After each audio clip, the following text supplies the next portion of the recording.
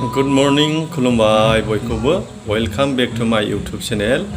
दिनै 3 डिसेम्बर 2022 दतमा दखरा दुलाराय बर' फरायसा आफादनि 39थि बोसोरसालिया जुथुम्माजों लोगोसे सनाथि माइथाइ फोरबो फालिथायनि नैथि सान। दा बे हाबाफारियाव बाहागो लाहैनो होननानै आङो रुमनिफ्राय ओंखारबाय।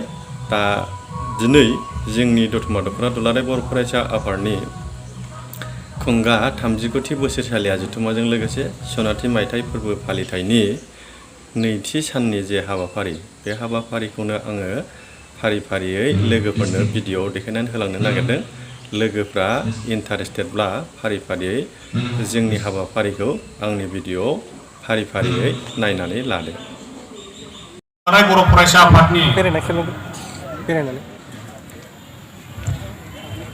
आगुनि दैदेनगिरिफोरखौ बरायनाय एबा आफादगिरि नेहाथारि बिथांमोनखौ बरायनाय हाबाफारि, बे हाबाफारियाव बाहागो लानाय दतमा दखरा दुलाराय बर' फरायसा आफादनि मानबिराद आफादगिरि जथुम्मा ब्रह्म, लोगोसे गाहाय नेहाथारि देरसिन ब्रह्म, लोगोसे लोगो आफादगिरि जोंसार ब्रह्म आरो गासै दखरानि मावफुं सोद्रोमा लोगो नोंथांमोन, बे हाबाफारियाव बाहागो लानाय, बे जुथुम्मायाव थान्दै महरै बाहागो लानाय मानगोनां थान्दै लोगो नोंथांमोन, लोगोसे दतमा दखरा दुलाराय बर' फरायसा आफादनि बेंखनाव थानाय गुबुन गुबुन फरायसालि फरायसालिमाफोरनि फरायसा लोगो नोंथांमोन, गांसे मान बिलाइ आरो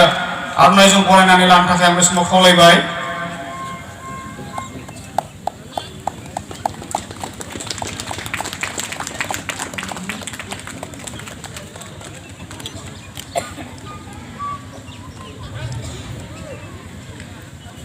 रोजा रोजा